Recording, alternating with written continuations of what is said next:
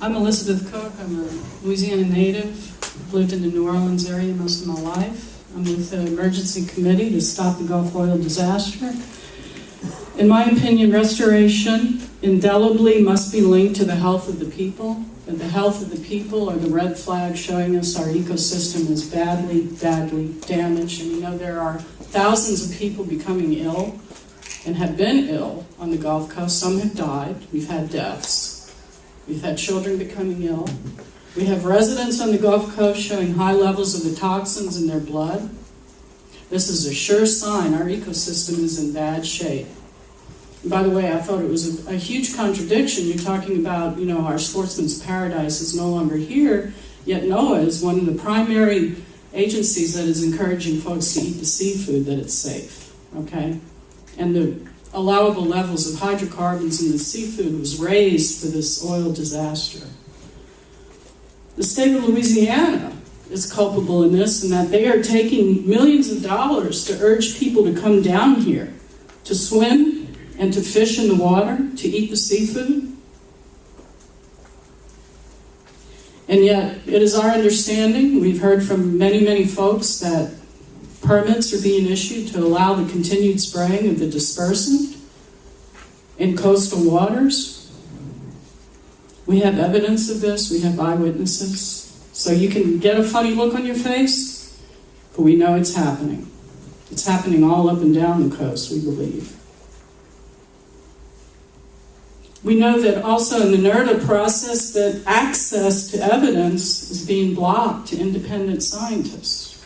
And I know of at least one independent scientist who went to gather evidence for an independent study, and she was told by the U.S. Fish and Wildlife that she could not take the evidence, she could not take the samples because she wasn't part of the official NOAA process. This is wrong.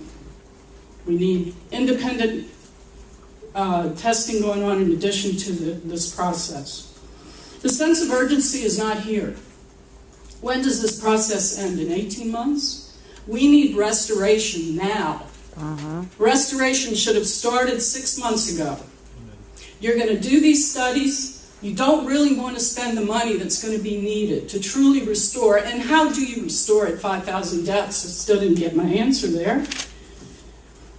The criminality of what has happened to the people of the Gulf Coast is just unbelievable.